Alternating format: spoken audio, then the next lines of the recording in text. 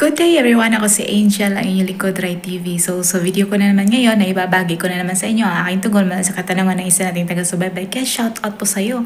Sana ang interpretasyon na ito ang sagot sa iyong katanungan at para na din sa inyo dyan na may kantulad sa panaginip na ito. Paalala ko lamang lagi na ito ay isang general interpretation. Kaya unawain nyo at tingnan mabuti ang mga nangyayari sa inyong buhay ngayon at gamitin ang inyong sariling intuition at mag-connect directly sa mga impormasyon na maaaring ibabahagi ko. At kung ito ay nag-resonate, bawat isa sa inyo, please leave us a comment at huwag natin kalimutan mag-like, mag-subscribe at i-hit na din ang notification bell para may update kayo lagi. May hindi pa nakapag-follow sa aking Facebook page, i-follow nyo na po, Rai TV, at i-share nyo na din. Maraming salamat.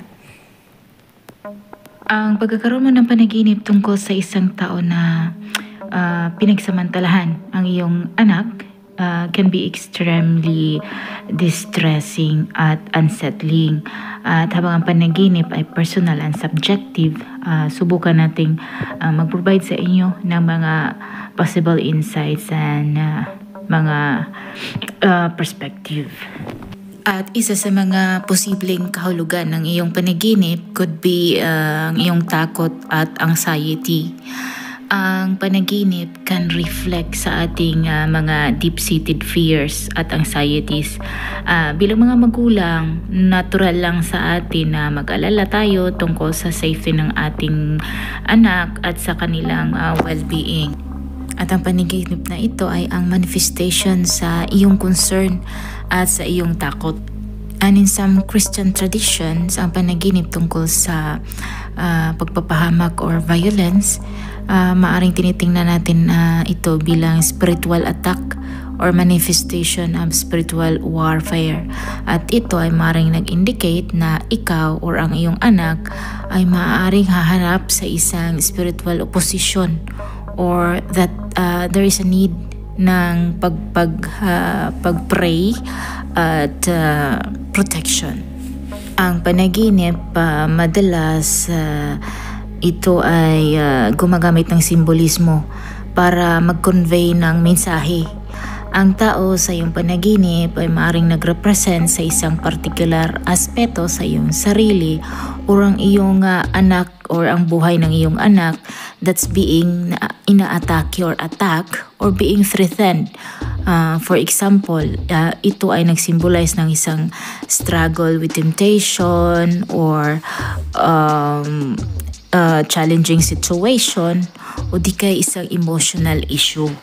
Ang panaginip ay maaari ding isang warning or alert system prompting you na bigyan mo ng attention ang sitwasyon sa iyong anak or mag-take ka ng action na protektahan siya. This might be a call na magdasal lang for her safety at magiging more vigilant or i-address ang mga kahit na anong issues na maaring naglagay sa kanya sa kapahamakan. Ang dapat mo lang gawin ay lagi kang magdasal for protection. Magdasal ka for God's protection and safety para sa iyong anak. Mag-ask ka sa kanya and surround her with His love and care. Pwede din magsika ng guidance. Talk to your daughter. And if necessary, ay maghanap ka ng guidance para mula sa mga trusted spiritual leader or mga counselor or di kaya mga authority figure. At mag-reflect ka din sa iyong emotions. Take time to reflect sa iyong emotions and concerns at tanungin mo yung sarili kung ano ba talaga ang gustong ipakita sa iyo sa iyong panaginip tungkol sa iyong takot, sa iyong anxiety at sa mga areas kung saan kailangan mong higit pang manalig sa ating may kapal. Tandaan lamang palagi na ang panaginip are personal at maaaring magkaroon ito ng iba't ibang interpretasyon. At kung ang iyong concern tungkol sa iyong anak ay safety or ang well-being, alagaan mo siya. Please take practical steps to ensure para sa kanyang protection.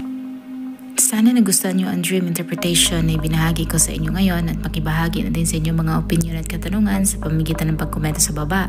At kung ikaw ay bago pa lang sa akin channel ay huwag kalimutang mag-like, mag-subscribe at i-hit na din ang notification bell para maging updated ka lagi sa may hindi pa nakapag-follow sa aking Facebook page. I-follow nyo na po Duray TV at i-share nyo na din.